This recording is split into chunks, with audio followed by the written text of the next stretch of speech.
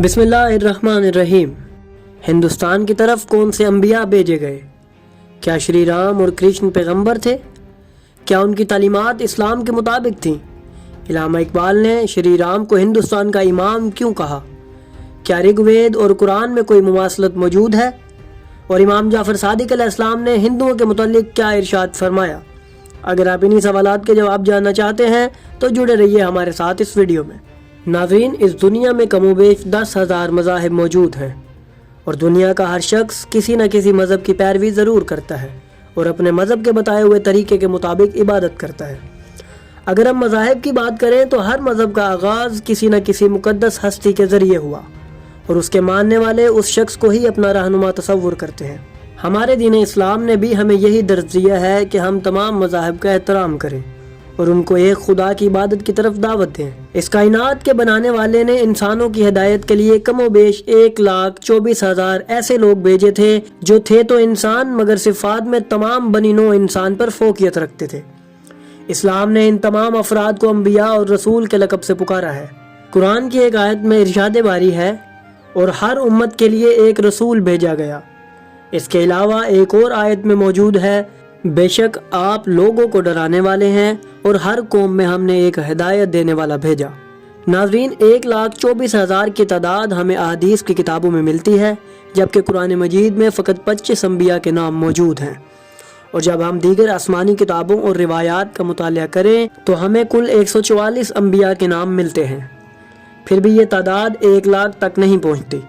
اس کے علاوہ ہمیں روایات میں یہ بھی ملتا ہے کہ بنی اسرائیل کے ظالم لوگ ایک دن میں 70 انبیاء کو قتل کر دیا کرتے تھے، جس کی وجہ سے ان نبیوں کی زندگی بھی غیر معلوم ہے۔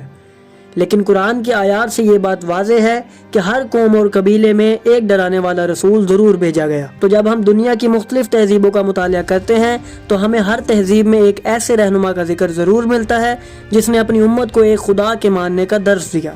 ناظرین، آج کی اس ویڈیو میں ہم اسی موضوع پر گفتگو کریں گے کہ اس دنیا کا اہم حصہ جسے ہم بر صغیر کہتے ہیں، یہاں پر کون سے نبی آئے، اور اس موضوع پر مختلف علماء کے نظریات بھی آپ کے سامنے پیش کریں گے۔ ناظرین، جب ہم بر صغیر کی تاریخ کا مطالعہ کریں تو یہاں پر سب سے قدیم مذہب ہندو مت ہے، جس کے ماننے والے اس خطے میں کافی تعداد میں پائے جاتے ہیں۔ اکثر لوگ یہ خیال کرتے ہیں کہ ہندوؤں میں ایک خدا کا تصور نہیں ہے، جبکہ یہ بات غلط ہے۔ جب ہم ویدوں کا مطالعہ کریں تو ہمیں صاف طور پر ان میں ایک خدا کی عبادت کا ذکر ملتا ہے، اور ان کتابوں میں لکھا ہے، ایشور ایک ہے، دوسرا نہیں ہے، اور اس ایک ایشور کی کوئی شکل و صورت بھی نہیں ہے۔ ویدوں میں لکھا ہے، اس ایشور کی کوئی بھی پرتیما نہیں ہے، جس سے ہمیں یہ بات معلوم ہوتی ہے کہ ان کتابوں میں بھی توحید کا ذکر موجود ہے۔ اسی بات کا ذکر امام جعفر صادق علیہ السلام نے جابر بن حیان سے بھی کیا تھا۔ آپ نے فرمایا تھا کہ ان کے مذہب میں ایک ہی خدا کی عبادت کا ذکر موجود ہے، مگر جو لوگ اس کی صفات کو ایک الگ ذات کے طور پر تسلیم کرتے ہیں وہ اپنا دین خراب کرتے ہیں، کیونکہ وہ ذات اکیلی ہی خالق بھی ہے اور رازق بھی، زندہ بھی کرتی ہے اور انتقام بھی لیتی ہے۔ ناظرین، جب ہم اس دھرم میں موجود انبیاء کی بات کریں تو ہمیں ہندو مذہب میں کئی ایسی مقدس شخصیات کا نام ملتا ہے جنہیں ہندو اپنا رہنما مانتے ہیں اور انہی رہنماؤں کی پیروی بھی کرتے ہیں۔ ناظرین، ہندوؤں میں ایک نظریہ اوتار کا ہے جو کہ انبیاء اور رسولوں کے نظریے سے کافی مماثلت رکھتا ہے۔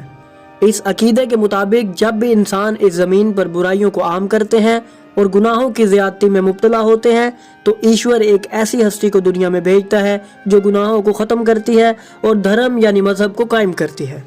ہندو مت کی مقدس کتاب شریمد بھگوت گیتا کے 4 باب کا 7واں شلوک ہے، جس میں بھگوان شری کرشن ارجن سے کہتے ہیں، جب دھرم میں کمی ہو اور ادھرم کا غلبہ ہو، اے بھرت، تب میں دھرم کی استھاپنا کے لیے اس زمین پر اتار لیتا ہوں اور برائی کا خاتمہ کرتا ہوں۔ اس شلوک سے صاف واضح ہے کہ ہر خطے اور ہر قوم میں ایشور اپنا ایک اوتار انسان کی ہدایت کے لیے ضرور بھیجتا ہے۔ تو سوال ابھرتا ہے کہ پھر ہندو مذہب میں کون سے نبی بھیجے گئے؟ تو جب ہم اس مذہب کا مطالعہ کریں تو ہمیں شری رام اور شری کرشن کا ذکر سب سے زیادہ ملتا ہے۔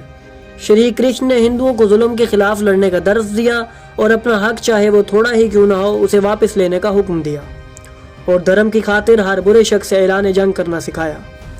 ان کی زندگی کے کچھ ایسے پہلو بھی ہیں جو کافی اشکال پیدا کرتے ہیں، مگر یہ بات واضح ہے کہ ان کی کتابیں تحریف سے محفوظ نہیں ہیں۔ ان میں وقت کے ساتھ ساتھ باطل نظریات بھی شامل کر دیے گئے۔ इसी तरह से इनके रहनुमाओं की जिंदगियां भी बातिल के कलम का शिकार हुई। मगर अक्सर बातें जो तौहीद और रिसालत और आखिरत के मुतालिक हैं वो इन किताबों में वाज़े तौर पर मिलती हैं। और जिस किताब का हमने अभी हवाला दिया है यानी भगवत गीता, तो वो भी भगवान कृष्ण का ही दिया हुआ एक खुतबा है जो उन्होंने महाभारत की जंग में अर्जुन के सामने दिया था।